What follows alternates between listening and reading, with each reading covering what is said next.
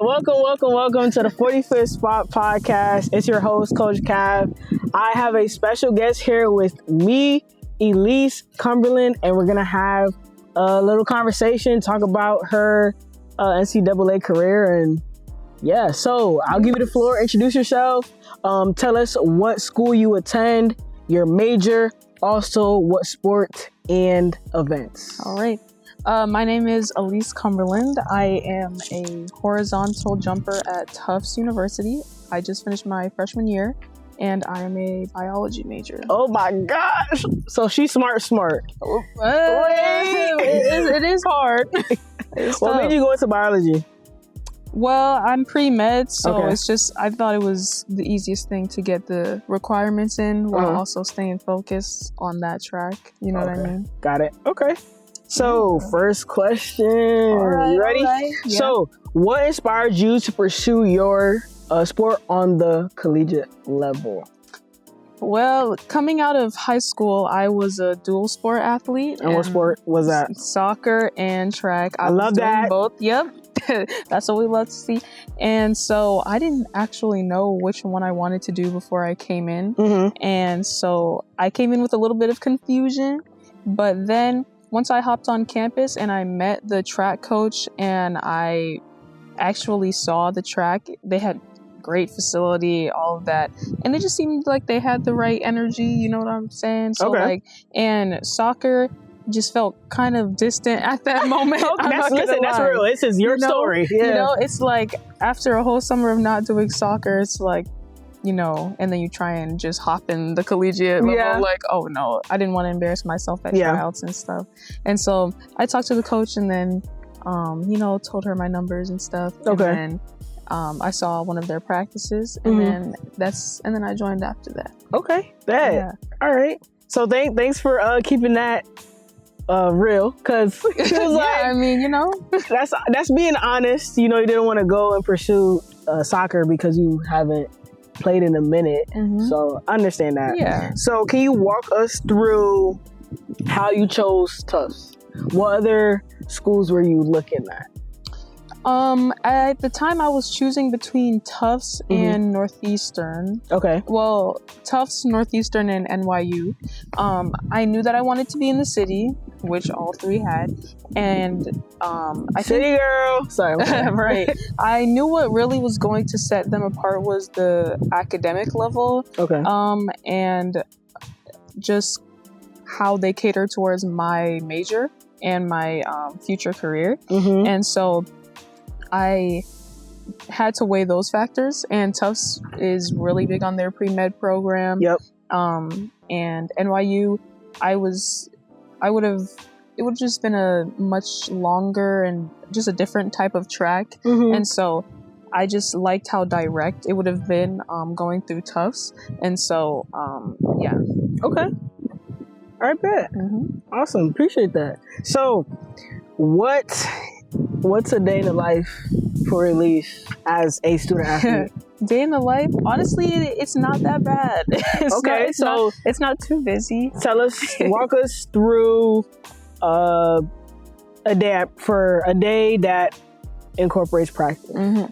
So yeah, what they do is they schedule our practices around our classes as opposed to the other way around. So I wake up and then I go to class until about noon or so, and then I have a break in my schedule until usually 4:30, and then that's when practice is. So it's like kind of plopped in the middle of your day, but each event group practices at a different time. Sometimes it overlaps, of course, but they all have different slots based off of when they have class, so that there's no clashing. And so I go to practice. Some days I might have to leave practice a little early to go to class.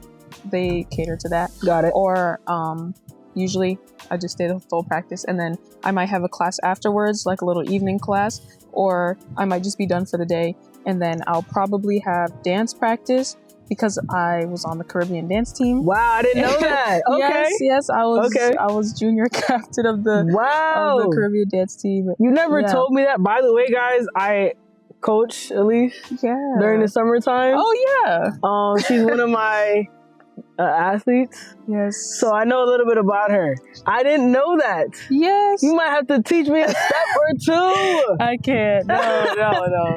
But yeah, I did do that. Okay, how was that? So How was that was experience? really fun. Yeah. It was really good for the balance, you know, so that it wasn't just like work all the time. Yeah. And so those would usually be 9 p.m. to 11 p.m. Okay. And that was like normal for all of the clubs that were team things, like the acapella groups too and stuff. They would all have to be 9 p.m. to 11 because they knew that wouldn't conflict with anything. Yeah, that was like really the only time where other commitments aren't happening. Yeah.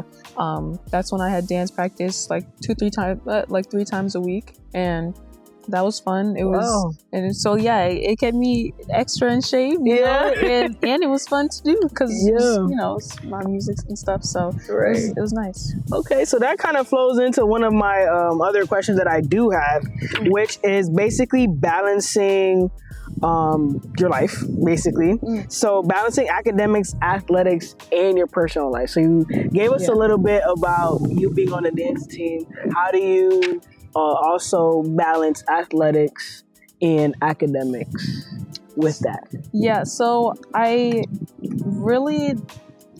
a really visual person. So when I try to make a structure for myself, I make sure that I have to write it down.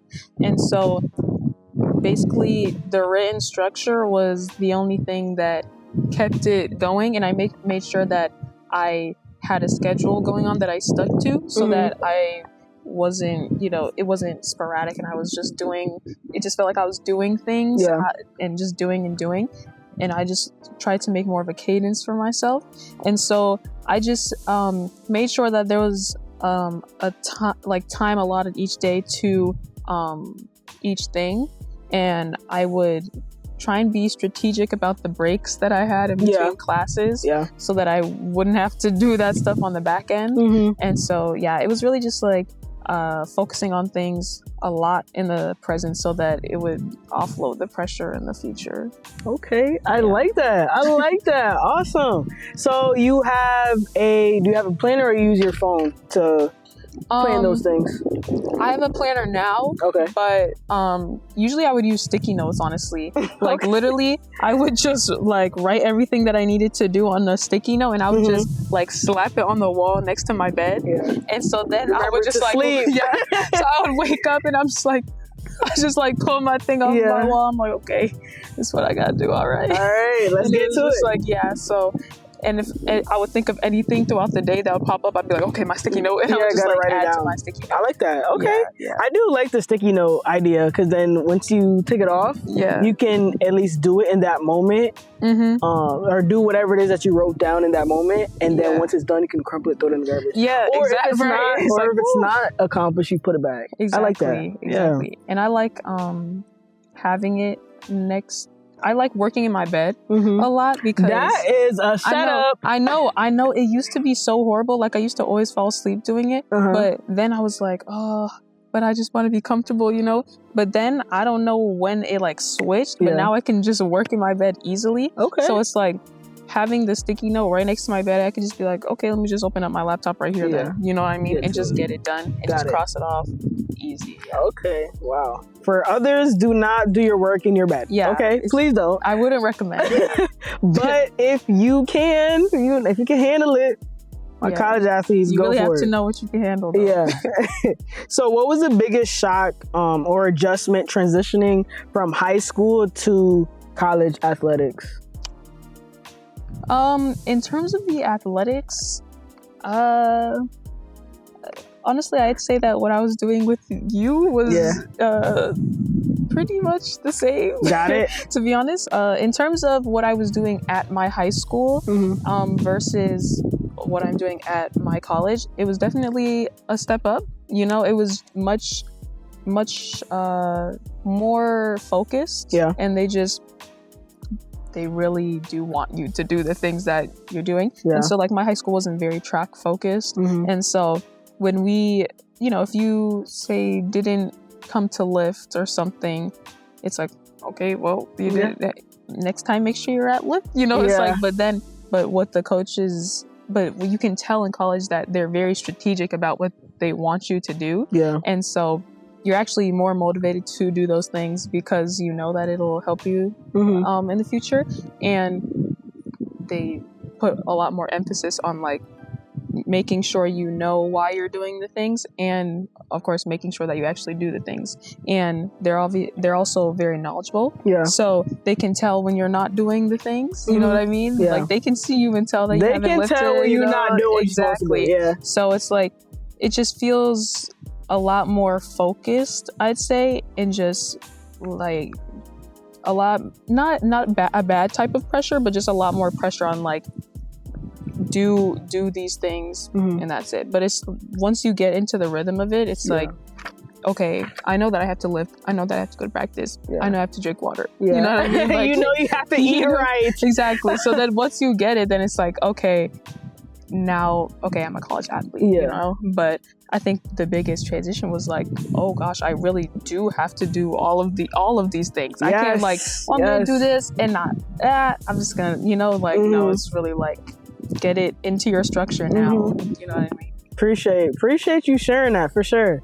It definitely made me think of another interview where the athlete was saying that sacrifice, like being an athlete, excuse me, takes a lot of sacrifice. Yeah. So if you're not, like you said, you got to eat right, make sure you're going to practice and you're going to live to help you be a better athlete in the future. And that's very important. So as you were speaking, another question came to mind, which is, do you think that track is a job for you?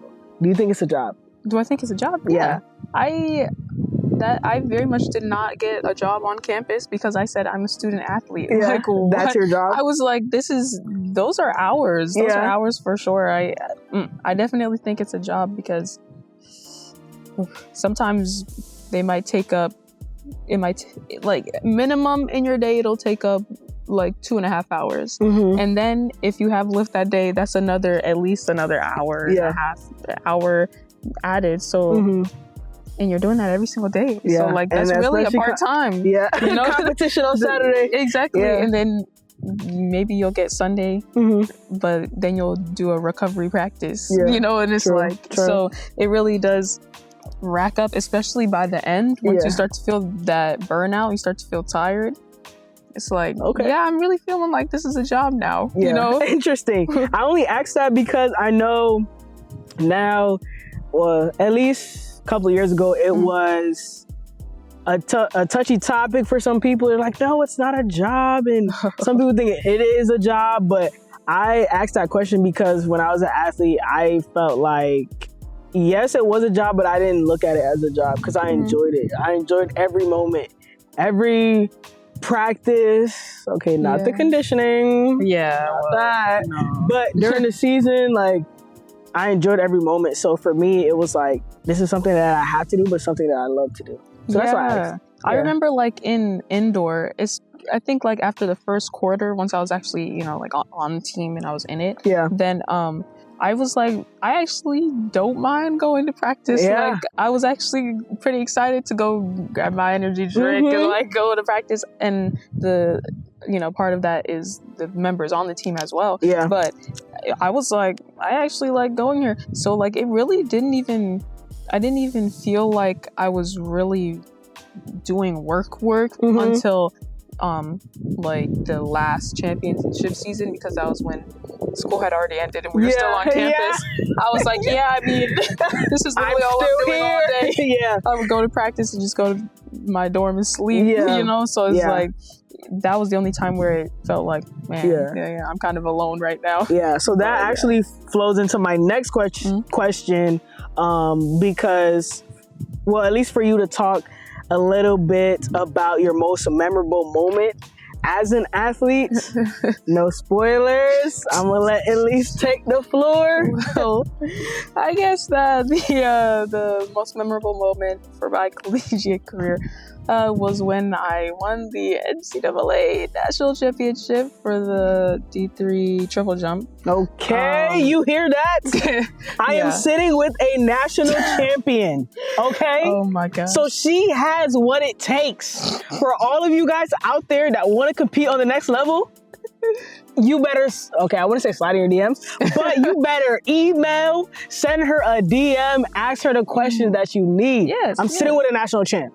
All right, good. Take us through your winning jump. Take us through the day. Take us through it. Okay. So when we arrived at the facility a few days prior, we got there and then we got to use the track, warm up on it, see, fill it out, get our marks and stuff. And I felt the track and I was like, oh yes, it's like nice. And you can feel the track is fast. I was like, okay, I like this track, and I was just feeling really strong, And so then our day came for triple jump. It was me and one other girl that had also qualified for nationals, and so she was in the first heat. I was in the second heat. I did not expect to be in the second heat, and So basically, I was qualified for nationals, but I wasn't safe. Like I was in like the bottom 4 at the time. Okay. But then like the meet before nationals, I jumped 12 meters and then that pushed me to like top 10. Yeah. And so then, that put you in a later flight. Exactly. Yeah. That put me in flight 2, but I didn't even, clock that before I came. Yeah. So they were like, oh, heat 2, I think I was the first person. They were like, heat 2, you're first. I'm like, what? I'm heat 2? So then I had to watch the first heat because they bring everybody else out first. I watched the first heat. And then the other Tufts girl, she gets like second in the first heat. I'm like, okay, that's good. Maybe we could both, do this. Finals, yeah. And she PR'd and everything. I was like, okay, so this is a good day for Tufts maybe. And so then it was my turn. And I was like, okay, I feel locked in. And then I jumped, and my first jump was already really close to my PR. So I was like, it's a good day. I said, okay. I think I jumped 11.8 and my PR was 12. So I was like, okay, first jump, okay, good. And so then after that, the girl who was ranked first, a few days prior when we had come, we marked out in the sand like where her PR was because like she was the person to beat. Like we wanted to know where I needed to land. Yeah. And so like I knew where to land and stuff, but like I gotta get there. But they the girl in first, she jumped like 12 point something, and I was like, Urgh. And then I jumped 12.34, which was like, oh shoot, because that was past the record. Yeah. So it was like, okay. Wait, pause. So you have a school record too? Oh my God. I thought you knew that. Wait a minute. I thought you knew. I didn't know that, but okay. Yes. Proceed. So that was past the record, but I didn't know that because I didn't know what the record was. So I did that and I was like, oh, PR. And then it put me in first. Yep. And then I was like, oh gosh, like what's going on here? But then the jumps go, and then the girl who was ranked first, she bumped me, I think, by jumping like 0.39, and then somebody tied me. And then the other Tufts girl got knocked out. And I was like, what? Like 12 meters didn't even make finals. I was like, D3? Like what? And so I was like, what? And then, so then it was time for finals. And then my first jump, can't remember that one to be honest, but the second jump was really close to my top jump. Okay. And so, and even though I didn't go up, like everybody in the room could tell like something was about to happen. Was brewing up? Yeah. And triple jump was the last event? The very last. No. Actually, the very first event. I think it was the very first event of the day. Okay. And so everybody was only watching triple jump. Triple jump was the only thing going on. All eyes on you. Everybody's watching triple jump. I'm like, oh God. And then I'm like, whatever. And then, but like everybody's tense in the room, like, cause the scores are close. Yeah. And then, my last jump, I was like, all right. And then I got to my mark, and I could tell that I was like about to go faster. So I was like, oh, I should move my mark back. But I was like, no. I was like, I'm not about to, I won't mess up anything right now. I'll just stay there. Like, I was like, I feel like I should just stay. I don't know. Mm-hmm. And I think it made up for it because I think my body was tired, but I felt like I was going faster. Mm-hmm. But yeah, I went, I came down that runway strong. Like I was like, this is my last jump, you know, I might as well just put it all out there. Put it all out there. Yeah. Last one, best one. Yeah. So I really pushed through the phases, and then I landed, and I was like, okay, you know, the crowd's like, ooh, yeah. You know, I'm like, okay, was that good? Yeah. Then I look back where I landed, and I'm like, that's past that mark that we put the other day. Like, that's definitely past where that girl is. Yeah. But I was like, I don't know. And so then the little light for like the foul thing, it turned green. So I was like, okay, so it's not a legal jump. Yeah. Okay, I was like, wait a minute. We love that. And the whole place is silent. I'm like, right, I don't know. I'm like, I don't know, what is it? And so, and I go over to my coach, and he's not even looking at me. He's just like staring at the board, waiting for it to refresh to the thing. I'm like, all right. And so now I'm locked in. And then it popped the 12.6. Mm-hmm. And then everybody was like, what? Like, what is going on? Because it was like the big jumps. The big 12, leap. 12.6. And so, and on the last jump. And so it's like, oh, shoot. And because we were top 2, the girl that was in first went right after me. Mm-hmm. So it was like all that rah-rah. And I was like, oh my gosh. And then it was her turn. And then we were like, okay, let's watch this. But I was feeling like, okay, I feel like I just hit 12.6. Mm-hmm. I feel like that should be fine, right? Yeah. And then she jumped, and she landed like in the same exact spot. I was like, no, like what's going on? But then, and then it took them like it took them a really long time to put the score up because they kept like making sure that it was right. Yeah. Like they took a full minute and a half of people just sitting there staring, silent. Like, and it was a live stream. The live stream was like silent for like a good full minute. I was watching it was just like everybody's waiting. Yeah. And then it popped up the 12.59. Mm-hmm. Then everybody was like, what? Wow. And you see like everybody in the crowd just like, what's going on? Yeah. Like, 0.01, like, golly. Yeah. Dang. So, yeah, that's how that happened. Okay. Yeah, and the coach that was coaching the girl in first had just left Tufts.